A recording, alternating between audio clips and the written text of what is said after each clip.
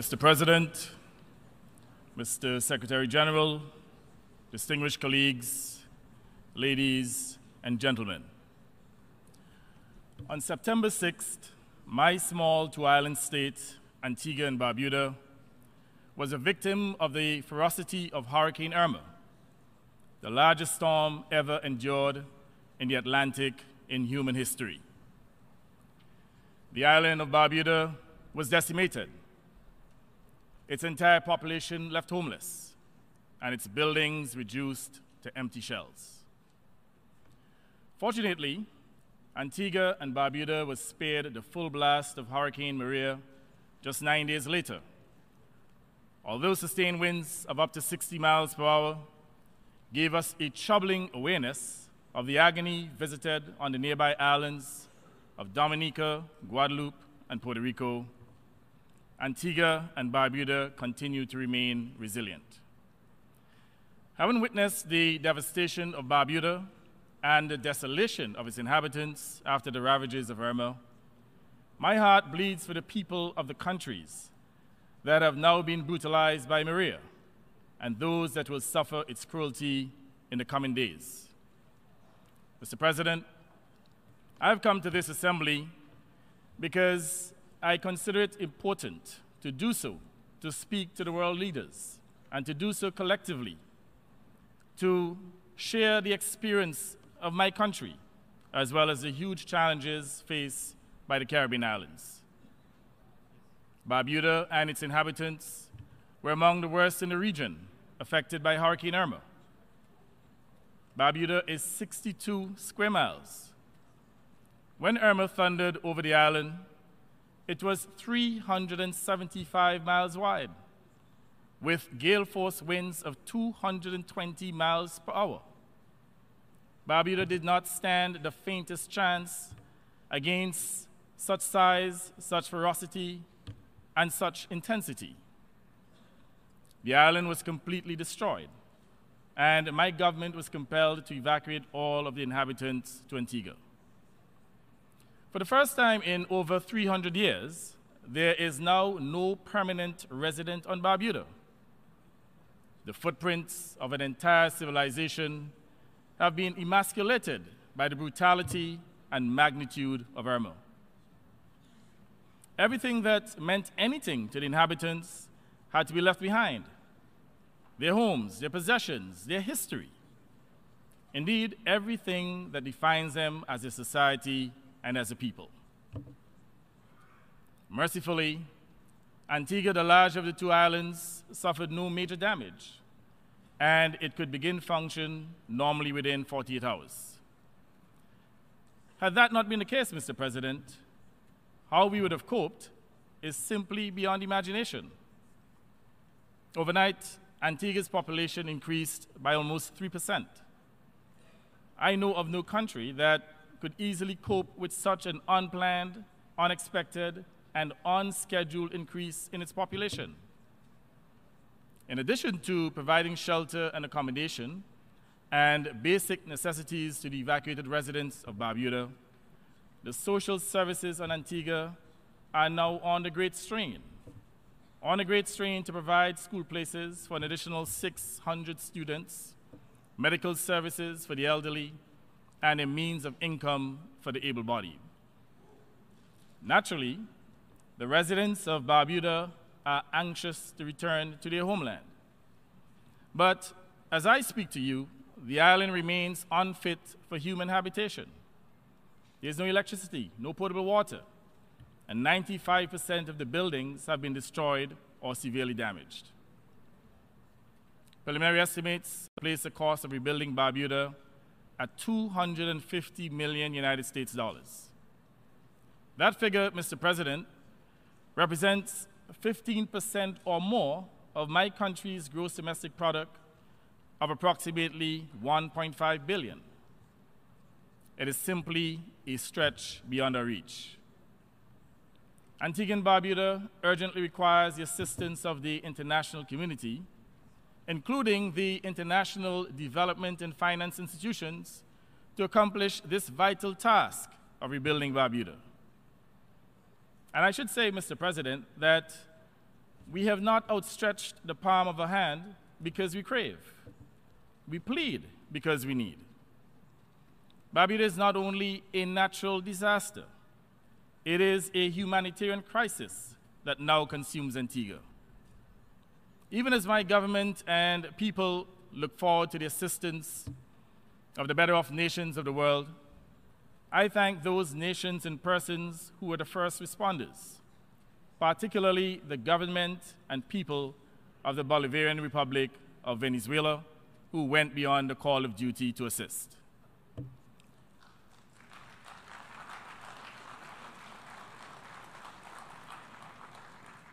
I also acknowledge the commitment and contribution from the government and the people of the People's Republic of China, the governments of Cuba, United Arab Emirates, Qatar, Canada, Dominican Republic, and sister states of the Caribbean community who gave generously from the little they have.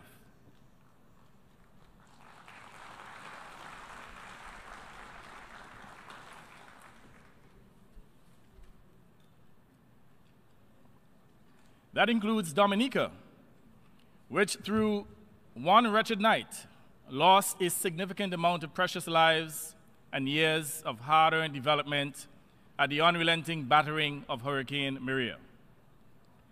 On Antigua, Barbudans are being cared for as best we can with our very limited resources. But as the period of care lengthens, not only do the conditions worsen, but the cost increases, causing my government to borrow money on commercial terms at high interest rates, swelling our already burdensome national debt. Mr. President, the present international financial architecture is leaving small states such as mine behind. Whatever position on climate change any nation takes, the evidence of global warming is now irrefutably stronger. 2 Category 5 hurricanes within 12 days that unrelentingly pounded so many countries can no longer be dismissed as the vagaries of the weather, nor can they be explained as nature's doing. Hurricanes are stronger and bigger because they are absorbing moisture from increasingly warmer seas caused by global warming. And that is a man-made phenomenon whose manufacture is attributable to those nations that consume 80% or more of the world's primary energy, emitting dangerous levels of pollution into the atmosphere. All 14 Caribbean community countries together produce less than 0.1% of global emissions. That's right, less than 0.1%. We are the least of the polluters, but the largest of the casualties. The unfairness, injustice, and inequality are painfully obvious. If these frequent and brutal storms are to be withstood, Caribbean islands and certain parts of the United States need to construct more resilient buildings and infrastructure than now exists. This means, Mr. President, that the international developmental and financial institutions need to provide financing at concessionary rates without artificial impediments. If this does not happen, the subsequent cost in lives and property is too frightening to contemplate. Mr. President, increasingly, states such as mine are victims of an international economic and financial system that regards us merely as a numerical statistic or mere nuisance. We are measured by the level of our income, even though it is an insufficient and unreasonable criterion for establishing vulnerability, poverty, and need. Like many other small island states, my developing country is categorized as high income, thus denying it access to concessional financing and grant funding from international financial institutions and donor governments. It is patently obvious that the per capita income criterion is a skewed and flawed determinant.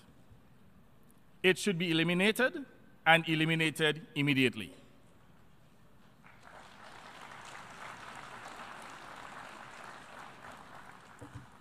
Because we are small economies with inadequate domestic capital formation, our countries open our doors to foreign investment, granting significant tax concessions to attract investments and to help provide jobs to curb poverty. The consequence is that a small percentage of persons in our community, mostly expatriates at the top end of businesses, earn the largest percentage of high incomes, and the mass of the population earns considerably less. In addition, government tax revenues are significantly reduced from the investment concessions granted.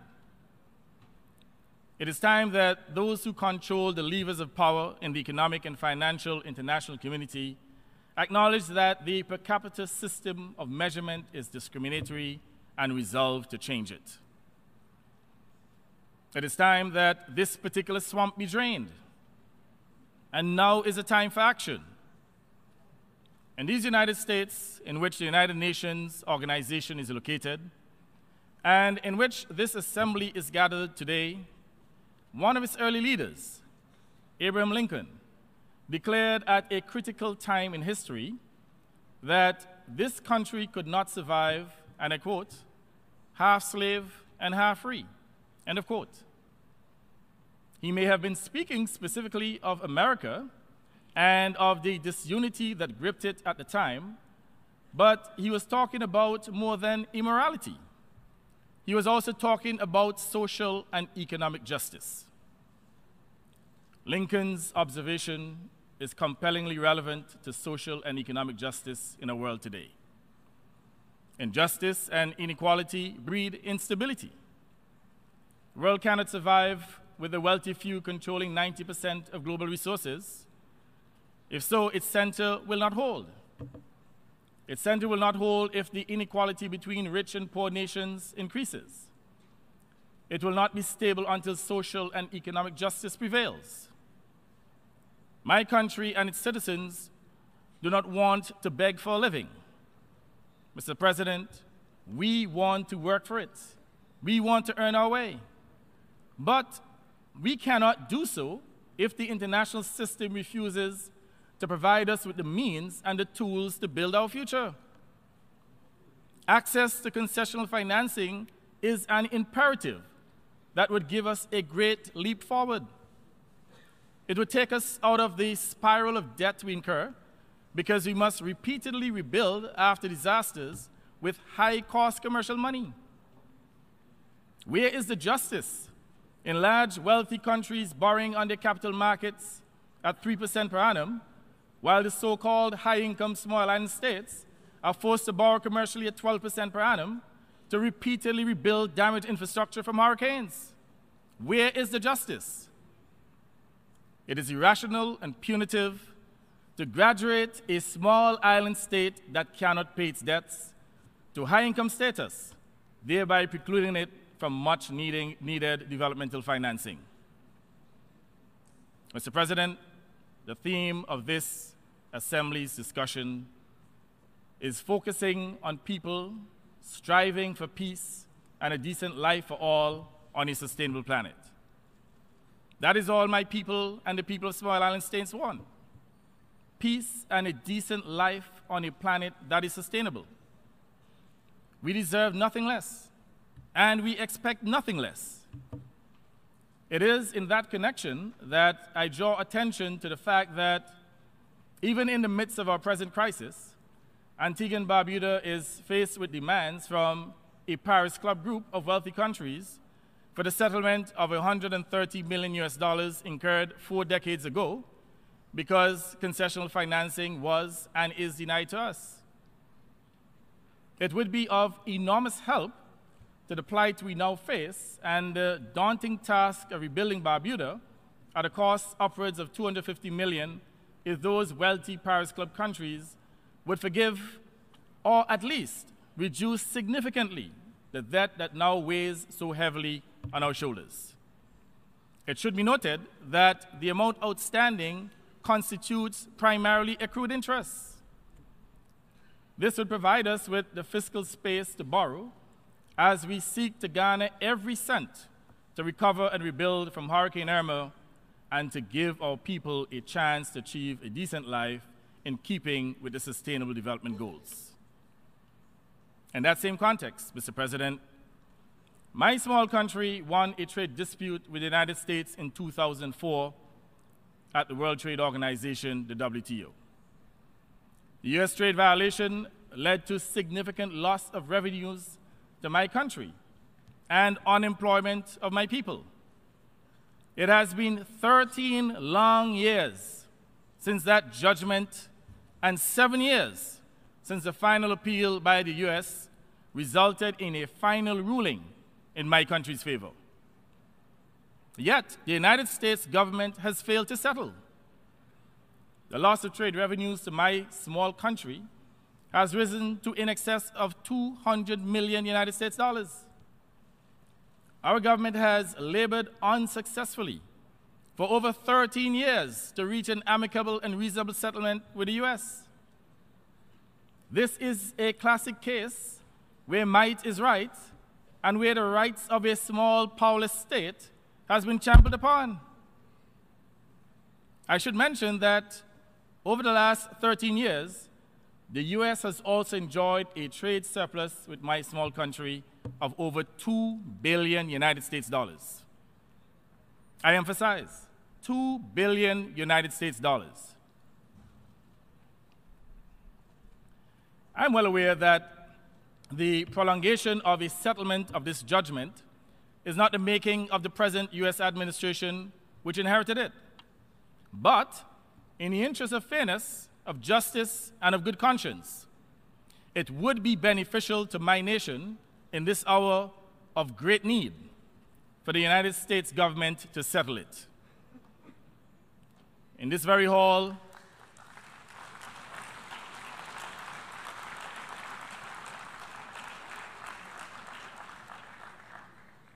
in this very hall 2 days ago, President Trump said of the United States, and I quote, "We can no longer be taken advantage of or enter into a one-sided deal where the United States gets nothing in return," end of quote.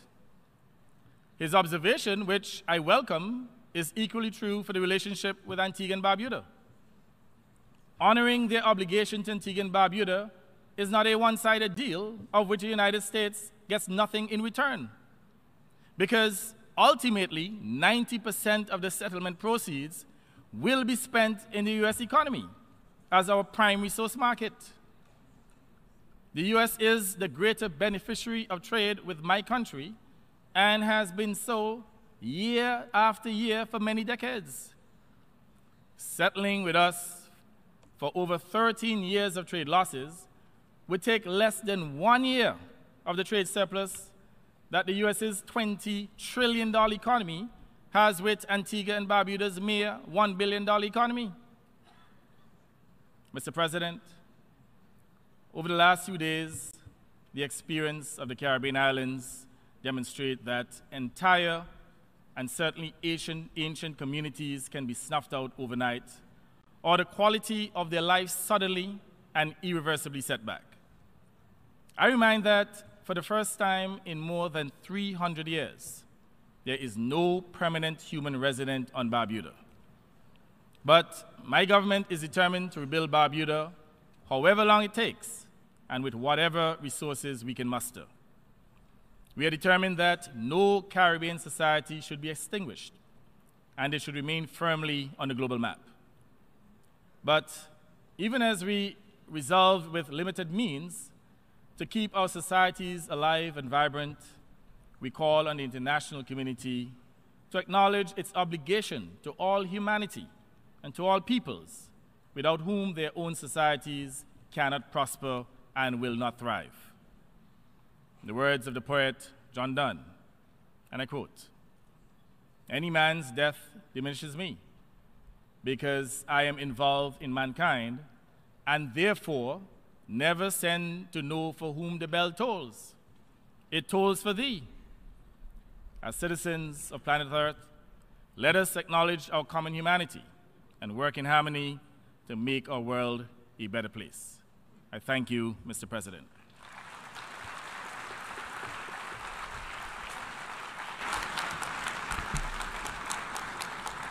On behalf of the General Assembly, I wish to thank the Prime Minister of the Antigua and Barbuda for the statement just made, and I request protocol to escort His Excellency.